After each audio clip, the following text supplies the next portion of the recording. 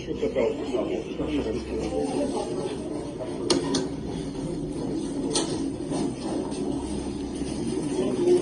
hope everything will be okay. Thank you. Tell me please, what is your name? Juan. Juan? Where are you from? The U.S. Yes. What happened to you? We crossed the first bridge in Irpin. We're going to film other refugees leaving, and we got into a car. Somebody offered to take us to the other bridge, and we crossed a checkpoint, and they start shooting at us. So the driver turned around, and they kept shooting. It's two of us. My friend is Brent Renault, and he's been shot and left behind. And how is he? I don't know. You don't know? You don't know what happened to him? I saw him being shot in the neck, and we got split, and I got pulled into the... And who brought you here? An ambulance, I don't know. Welcome to the Neoliberal Realm podcast. I am Ronaldo McKenzie. That was the voice of a U.S. correspondent who was being treated at a hospital in Omadit, Ukraine, after he and Brent Renaud was attacked by a group of Russian soldiers after they were leaving or trying to cross a particular area of the city in Ukraine. So that's what happened, and that's news coming in. And actually, we can confirm, for those of us who are aware what's going on in Ukraine, that Russian military shot dead 51-year-old U.S. correspondent Brent Renaud in Irpin. The voice of the gentleman you just heard was one of the correspondents who was with Brent Renaud during the attack. They got separated, and he is currently being treated at an hospital in Ukraine, and reports are coming in that he survived the attack, but Brent Renaud did not. And we also have this coming in for you. Лише питання часу, коли російські ракети впадуть вже на вашу територію, на територію НАТО, на домівки громадян країн НАТО. Сьогодні у Київській області був убитий міцний народе нашої незламної країни. Сьогодні 18-й день. That is the voice of President Zelensky, who delivered a message to the Ukrainian people and the world yesterday via his Telegram page. In his message, he says, "It's day 18. We hold key positions. Close the skies over Ukraine. We're going through the worst ordeal." Again, he says, it's day 18. We hold key positions. Close the skies over Ukraine. We're going through the worst ordeal. We will share his message with you in brief, and we will also discuss some takeaways. Welcome to the Neoliberal Round again, and I hope you will enjoy this episode, as we have a lot of very poignant points to raise with you as we delve into President Zelensky's message.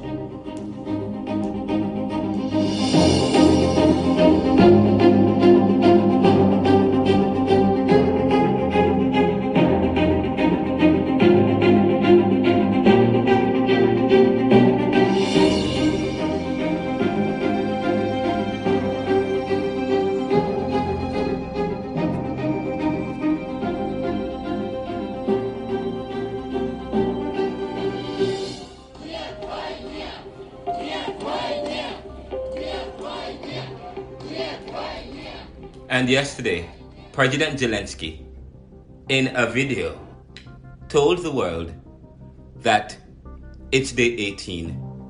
We hold key defensive positions. Close the Ukrainian airspace before it gets worse, and before it's too late. Russia's bombs have already reached NATO's borders. Negotiations are actively underway between Russia and Ukraine, and this has led to more than 10 corridors that are open today, so that over 5,550 refugees were able to securely leave Kyiv, Kharkiv, Melitopol, Donbass, and other regions safely, except for Mariupol, which remains blocked by Russian troops. They are working on getting that reopened, he said.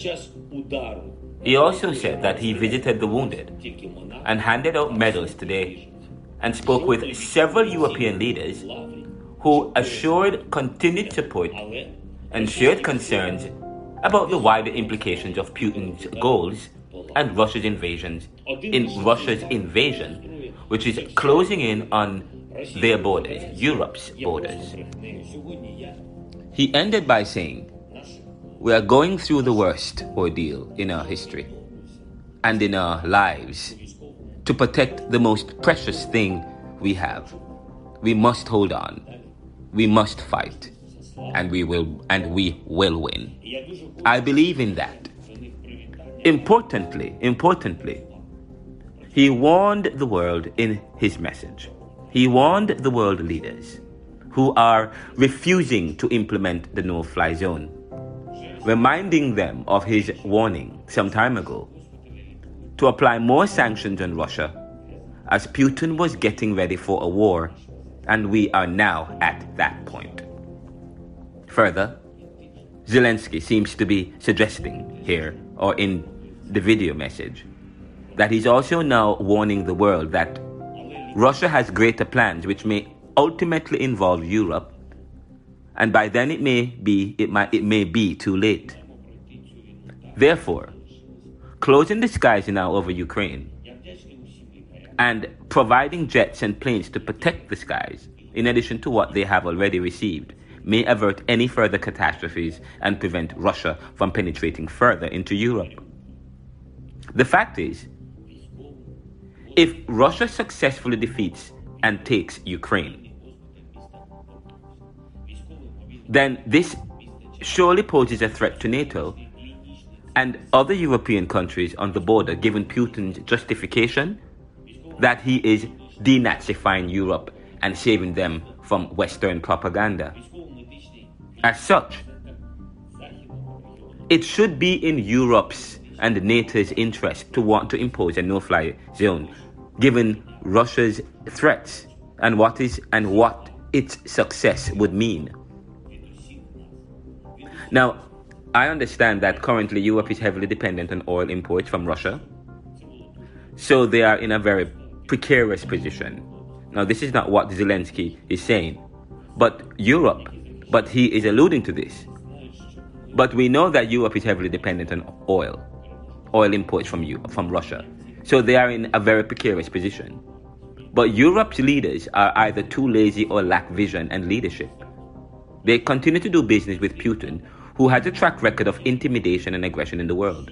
Moreover, Russia does not share many of the principles and ideologies of Europe, especially Western European countries and those that have separated from USSR or the Soviet Union.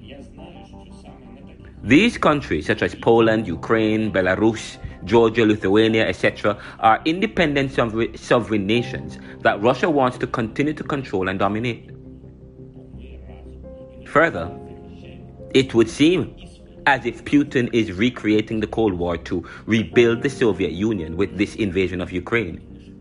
This is what is at stake, and President Zelensky continues to hammer home this warning as he lobbies for the implementation of a no-fly zone here in this message. And of course, he will be news reports are coming in that he will be delivering a message or speaking live or virtually to the U.S. Congress on Wednesday at 9 a.m.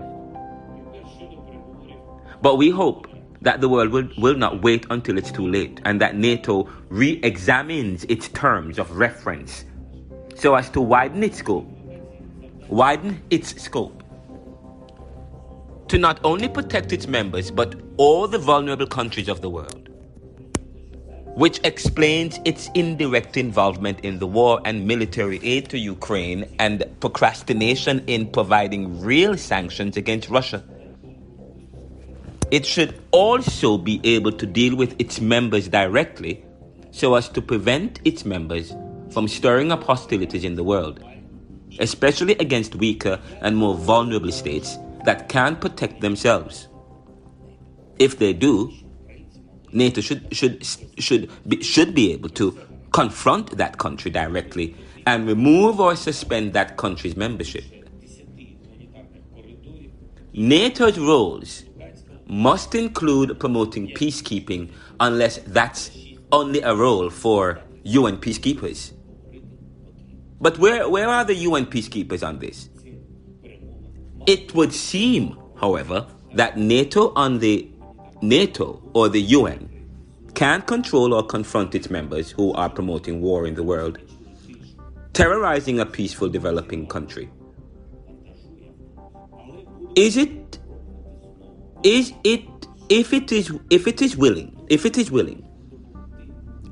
UN or NATO is willing to allow one of its members to bully another country without any real and effective response that includes confrontation,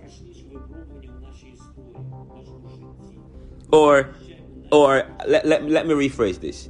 Is NATO willing to allow one of its members, Russia, to bully or any other member, to bully another country without any real and effective response that includes confrontation? If not, then any indifference and weak demonstration to hold them accountable would only provide a basis or justification for other states to want to acquire nuclear weapons if NATO only exists to protect its members and cannot rein in said members who are or when they are out of control. I'm going to say this again. NATO's role must include promoting peacekeeping, unless that's only a role for UN peacekeepers. But where are the UN peacekeepers on this? It would seem, however, that NATO or the UN can't control or confront its members who are promoting war in the world, terrorizing a peaceful developing country. Is it willing to allow one of its members to bully another country without any real and effective response that includes confrontation?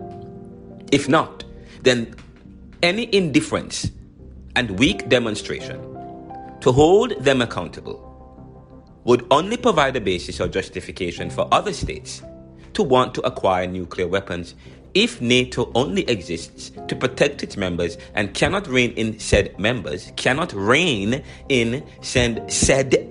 Russia and others, who are or when they are out of line or out of control.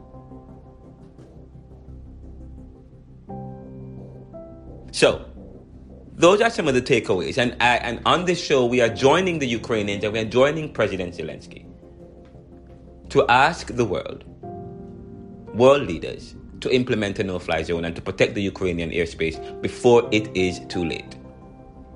And just yesterday, I actually was driving around Philadelphia, Pennsylvania, and I noticed that Luke Oil was one of the companies I get my oil from, but not anymore. Because I refuse to support a country who is willing to carry out genocide in the world to achieve its selfish endeavors, and to justify its killings of the world in this 21st century, saying they are trying to denazify or save lives when they are committing genocide in the world. I cannot continue. Luke Oil is Russia's second major company, generating $78 billion per year, or last year only. I cannot go down the street in my community in Germantown and purchase gas from Luke Oil, knowing that money ultimately goes back to Russia.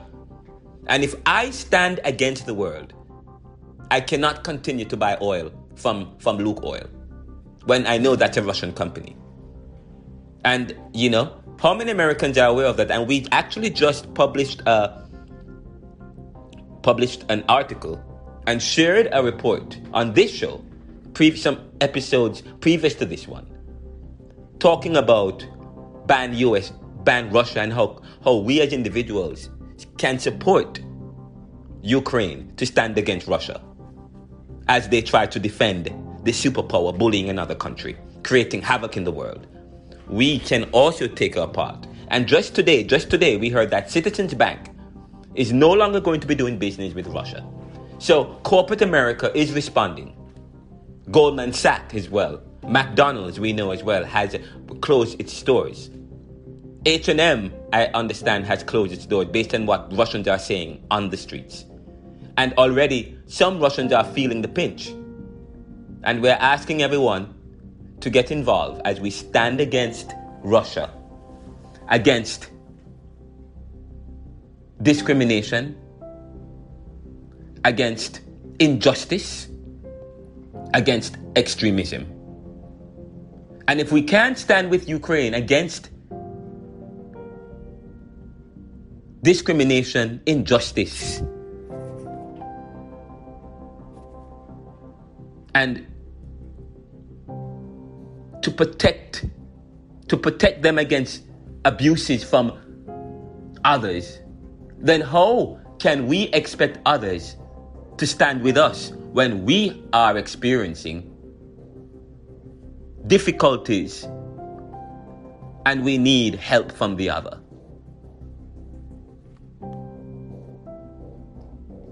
It seems as if the world is hearing and they're coming closer to a point where they are willing to consider closing the Ukrainian airspace and to provide the needed support in order to control that the airspace over Ukraine. But what we are also hearing from Ukraine today is that the Ukrainians are in a very good position to hold Kyiv. Russia has not taken Kyiv, which is the capital. The Ukrainians continue to fight and protest and to do whatever they can to hold off. And we know that, of course, according to Zelensky just now, they are holding strategic positions. So, and there's negotiation going on with Russia and Ukraine in Turkey as they try to bring about some kind of resolve. But of course, Putin wants Ukraine to surrender. Of course, Ukrainians won't surrender. We continue to support the Ukrainians, and we're looking forward to the message from Zelensky on Wednesday. We want to know what he's going to be saying to the president, to the U.S. Congress, and how will they respond. Thank you for listening to the Neoliberal Round podcast. And just so you know, there is a copy of this show. I have written an article of this episode on my ReinaldoCMcKenzie.blogspot.com, and you can send me an email, ReinaldoCMcKenzie@gmail.com. We also have other shows coming up. There's some other exciting shows that we have lined up for you. On Wednesday's podcast, we're going to be talking. There's an episode we're going to be doing about U.S. elections, and we're going to be talking about myth and so on and so forth. It's a very exciting episode, and if you go to my LinkedIn newsletter, I actually published the article that I am going to be talking about on Wednesday. On Tuesday podcast, which is tomorrow, we're going to be talking about Dana Berry and other black scholars who are now writing about reimagining the black nigger, or reimagining the black man and the black woman when you looking back at history. Now, they don't want to take a victim approach. They want to take a hero approach as we revisit and tell the story of the indomitability of the black man and the black woman. So, in a sense, as we think about Florida's ban on teaching people to feel guilt for sins of the past, there is also an effort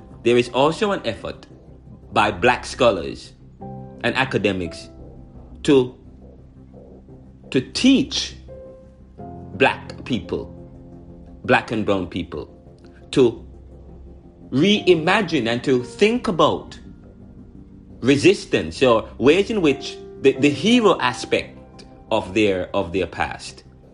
So, in one sense, there are Caucasians or white people who are taking the step to pass laws that would not teach critical race theory, while there are those who sees their way of teaching critical race theory, which is to now move away from talking about black people as victim, but looking at the hero in a sense. So how does this new effort of black academics to teach about the hero aspect, to drive home a more hero aspect, to reimagine the black woman and the black man, looking at them in a more hero, looking at them as hero, looking at the heroic exploits, looking at how they have resisted, looking at what they have done to protect their family and to protect themselves. So some people are probably thinking that that's a better way to position critical race theory. Instead of highlighting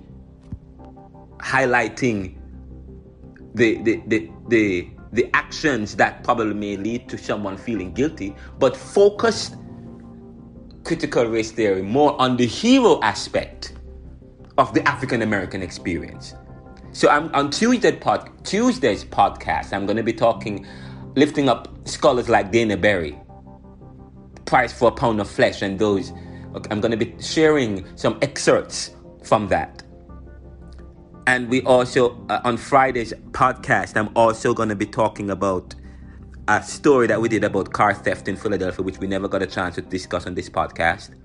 Saturday's podcast, we're going to be talking about the hegemony of faith.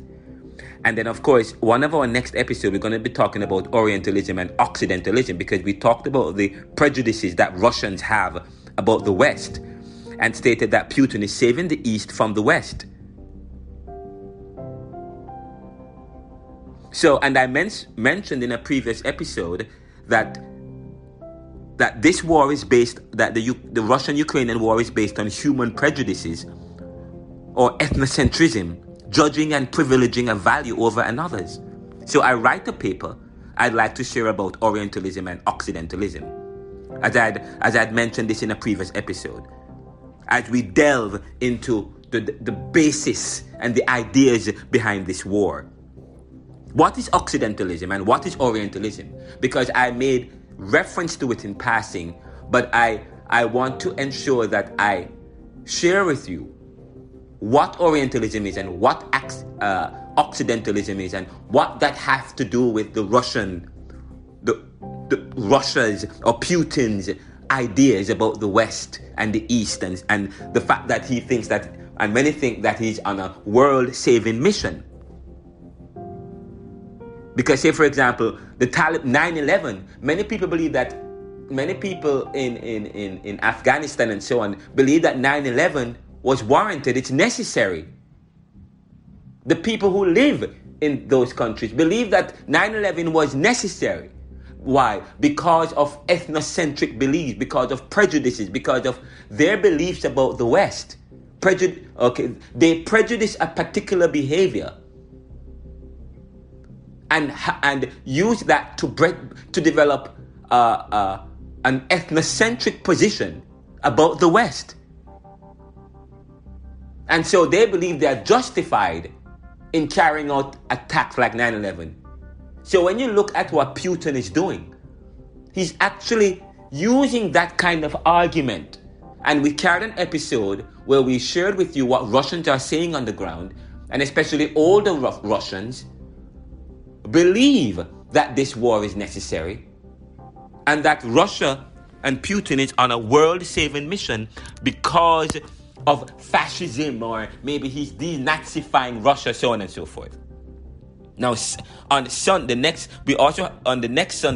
week Sunday, we will have a podcast, and we're gonna have it's gonna be a 2-part episode, or 2 segments. It's gonna be a long episode because So we're going to have to break that up. We're going to be talking about, we're going to be sharing 2 articles from a wider discussion I'm having on a dissertation I'm working on that looks at the secret of unlocking divine intervention. But in addition to that, we want to talk about privilege and position. Privilege and position within the development of Western civilization, and how this privilege and position find ways in the dynamics of human faith and theological history, and how it speaks to what is happening now with Russia and so on, because a lot of these wars are religious wars, or based on certain values. We're also going to be doing an episode on comparing social assistance between a post-industrial country and a developing country. We're going to be doing a podcast that looks at urban inequality. You can't afford to miss that one. We're also going to be doing a podcast on Thursday that looks at transgenderism and equality. Transgenderism and equality. Because I had carried a story. I had written an article. It was entitled it was on January 22, 2022, entitled "The Transgender Community, such as LGBTQIA and trans equality et al., should not be fighting for equal status for their athletes in sports in terms of getting them to compete with their new male or female counterparts."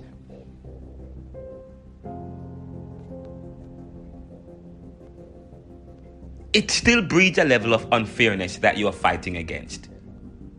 You need a new event or category with mixed trans people, given the complexity of their biology. And of course, there was a big backlash because of that. But if I am for equality, then if you listen to my argument on this particular subject, you will understand that there's no biases, or there's no bias. It is actually a very good recommendation, so as to avert or prevent any inkling or anything that might suggest unfairness. And I'm telling you, when you have people who are competing in sports, the issue of fairness is very important. And people who have biological changes seem to put themselves at an advantage over the other. So then it becomes it is hypocrisy then if we promote equality in the world but yet still expect that transgenders to compete in a race where people are at a disadvantage. No, that's hypocrisy. That's duplicitous. We want to talk about that in one of our podcasts, this week Thursday. And of course, we want to share another article, an explosive article, because yesterday we talked about in an article, in our episode, Florida's decision to ban teaching, and you can visit that article. It's in my neoliberal commentary on LinkedIn, and it's also on my blog spot, and we discussed it on the previous episode. But I thought about this, I apologize. I thought about this article this has to be my next podcast as a follow-up to the issue where we discuss Florida's decision to pass this ban. I said I have to have a podcast where I talk about, because thinking about it, I did a podcast on Florida's ban on teaching students to feel guilty about the sins of their forefathers in slavery. Now, after that, I was reading some articles and found an article I wrote some time ago about a conversation I heard where a lady said, Billy is a Nigga, and I don't want to use this word because some people get offended when I use the word nigger. But let's say it. So somebody said that, and I wrote this in an article. Now, some persons felt offended upon my publication of this article because they felt guilty. I don't know, or a feeling of, I don't know what happened. But this wasn't something in the past. And it wasn't meant to make people feel guilty. And when you look at iMessages, you know why people use iMessages? People use iMessages because it is a way to not find blame. Yes? It is a way to not find blame. So I am not responsible for people's feelings, because people have different feelings and people have different responses to stimuli. When you have an external stimuli, people will approach it differently based on their experiences, based on who they are and where they are in life. So that is why you use iMessages, because when you use iMessages instead of it takes away this pointing finger on somebody, and it takes away and it evades and avoids conflict. That's why people said, let us use iMessages.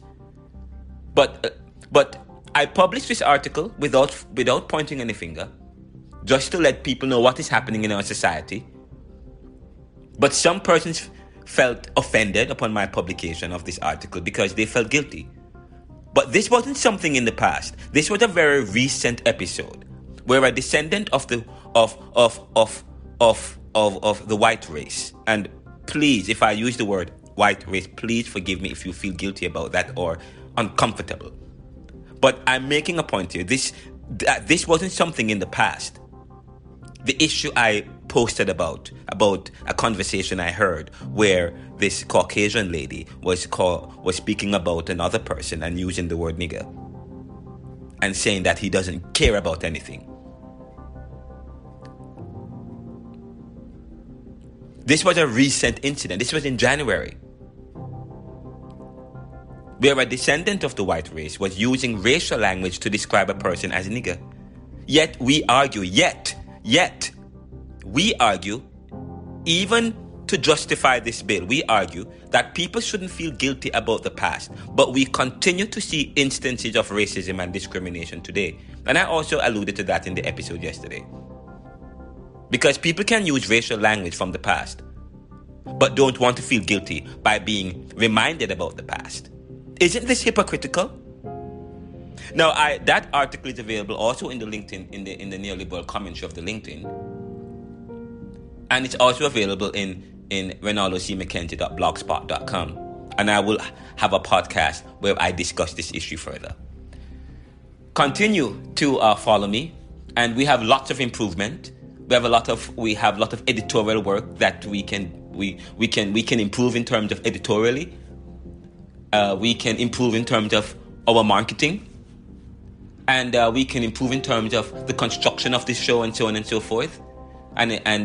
But we will continue to put out episodes and content so that you can consider some of the arguments and consider some of the other ways you can look at issues as you continue to develop your own position in life. And hopefully we will have the future of this show is that it will be live, and we will open and we will have opportunities for persons to engage me on this show. And of course, we will have forums and panels and discussions, and we will have other people and guests. So we are hoping to